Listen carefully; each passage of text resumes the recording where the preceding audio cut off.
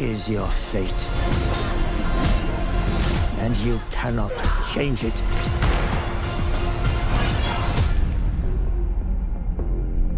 Rules. And consequences.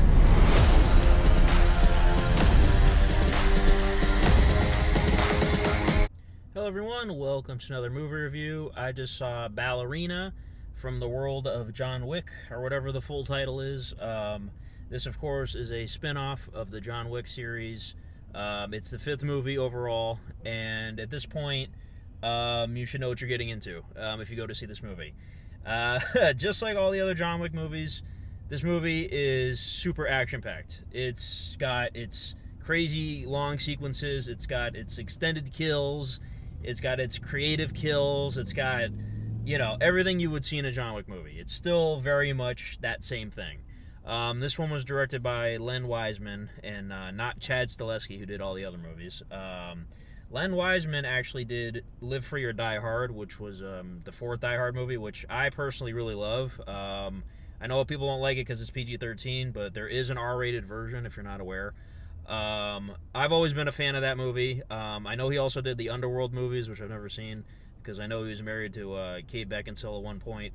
And he also did the Total Recall remake back in 2012, if you remember that movie. And fun fact, I actually went to see that movie in 2012. Don't ask me why. And, you know, it's nowhere near as good as the original Total Recall. But it was still an okay movie, I guess. So, yes, I'm familiar with the director. And I think he did a good job overall. It still feels like the same sort of, like I said, John Wick style. Like, it's very much a part of the franchise in every single way. Like, it's definitely, it fits like a glove. Now, unfortunately, this is probably my least favorite in the whole series. John Wick is one of the few series where every movie is either good to great. Like, all the movies are very good. And this one was pretty good, too, in my opinion. I don't know if I want to say it was very good, but in terms of, like, a ranking, I feel like all the other movies, the other movies are more compelling with the characters and story, I feel like. Like, this one is a revenge story, which, of course, is, you know, similar to the first movie. But again, like I said, I feel like the characters and just overall storylines in the other movies were better than this one. And another complaint I had with this one, there's a few, like, things that just sort of lead to nowhere. There's a certain character of the movie that just sort of shows up and disappears for, like, the entire movie, and then you do see this person at the end, but it's like, okay, considering the actor that plays this character, you would figure, you know, this person would be a bigger part in the movie, and they just totally disappear. It's very strange. And then there's, like, one part where there's, like, a big reveal, and it immediately leads to nothing. So the pacing and storytelling is kind of all over the place in this one a little bit. But it is a straightforward plot. Like, it is pretty much a revenge story. She's out for revenge. You have this character of the ballerina, Eve is her name. And there is a connection with the 3rd John Wick movie. You do see this one takes place between John Wick 3 and 4. They do a timeline sort of explanation at the beginning. The beginning chunk of the movie is sort of a flashback scene, and then you get, like, her training process, which actually takes place during John Wick 3, and then you get, like, a flash forward, and you pretty much figure out this takes place between 3 and 4 for the most part. And it's no surprise, John Wick is in the movie, it's in the posters, it's in the trailers. There's a couple other characters in there, obviously, that are in the trailers and posters, you know, Winston and Sharon, Lance Reddick, rest in peace. I believe this is his last movie he ever did. And it's crazy to think, you know, 2 years ago, John Wick 4, he literally passed away right before that movie came out, I remember, because when I went to see it, they added a little thing at the beginning in memory of Lance Reddick, you know.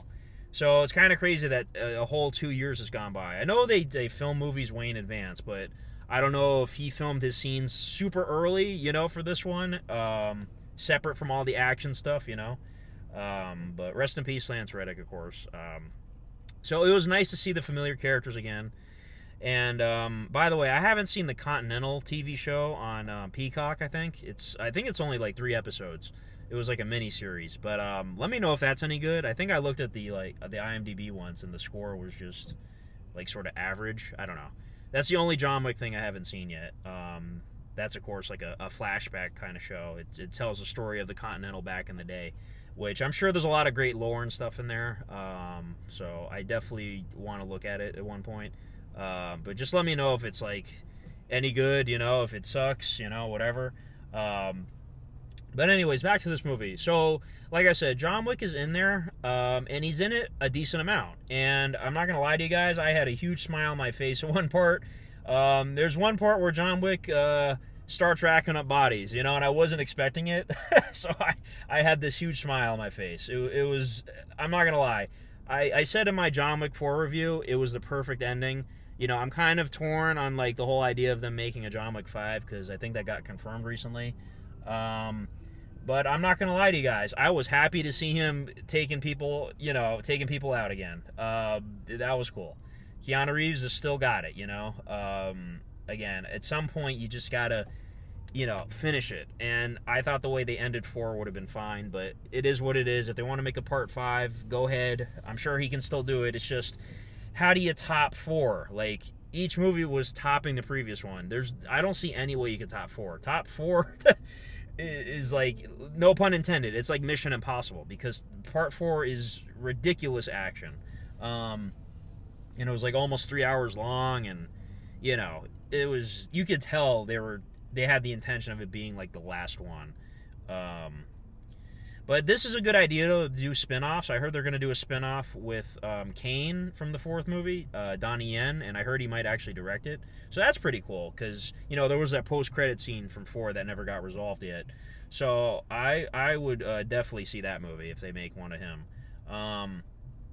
But yes, John Wick, he's very good in the movie. Keanu Reeves, of course, is iconic as this guy. He doesn't really need to say much. His actions speak loud.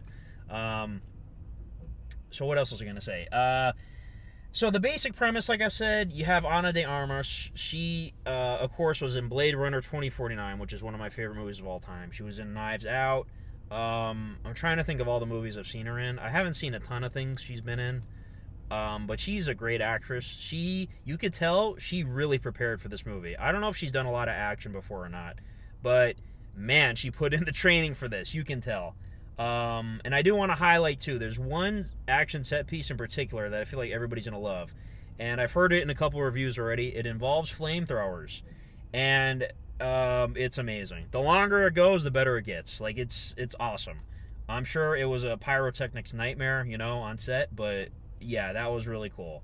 With these movies, the only way to keep it entertaining at this point is to make it creative and use weapons that haven't been used before and stuff like that. And that was definitely a highlight. I love that scene. Man.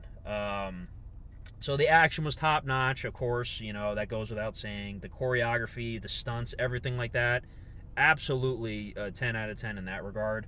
But again, the story, wasn't like super compelling to me. I was invested, but again, the John Wick movies were way more compelling to me. I'm probably going to give this movie like a 7 out of 10, like a B-. It wasn't anything amazing. Definitely go see it, though. It's very entertaining. But in terms of like a ranking, like I said, I feel like this one's going to be last place for me. And I haven't seen the Continental show yet, so I don't know where I would place that. But yeah, like I said, definitely check it out. There's a car. I think that's a security guy at this parking lot. He's like flashing his lights driving by. Sorry about that. That reminds me too, there's like a club sequence in this movie, which is like a John Wick thing. There's always a club sequence where there's people fighting and shooting each other, and then you have all these people dancing in the background. It's hilarious to me. This movie has one of those. That's like my favorite John Wick trope, is the club scene. There's always a club scene. It's people not giving a crap about what's going on around them, just dancing. Yeah. So, I don't really have much else to say about this one. Very entertaining. It's just, I would see more. I would definitely see a sequel if they make one to this story. If they make a Ballerina 2 or whatever. But again, it's nowhere near as good as the other John Wicks. Yeah, so, but like I said, 7 out of 10 I think is a fair score. B minus, you know. But let me know your ranking in the comments and what you'd rate the movie, you know. And is there anything I missed? I feel like I talked about everything. There's no mid-credit scene or post-credit scene, because at this point it's a franchise, so I kind of just stuck to the very end to see if something would happen, but nothing happened. Of course, like I said, Part 4 had a scene at the end of the credits, I think. Or was it the mid-credits? I don't even remember. But yeah, good movie. It's just nothing amazing. But Ana de Armas, you did a very good job. Like, seriously, you trained your ass off for this movie. And the kills were great. The carnage was great, like I said. The villain was generic, you know. I mean, but again, some messy things in the movie. It's certain things lead to nothing, and characters disappear, and, you know, it was pretty stock. Like, it was a stock story, you know. The first movie is a stock story, but it does a very good job in portraying that story, if that makes any sense. Illustrating that story. So, but anyways, it's like 1 a.m. right now, so I'm going to stop this review. Let me know your thoughts of the film in the comments, like I said. And, yeah, that's really about it. Thanks for watching, and have a good one. Bye-bye.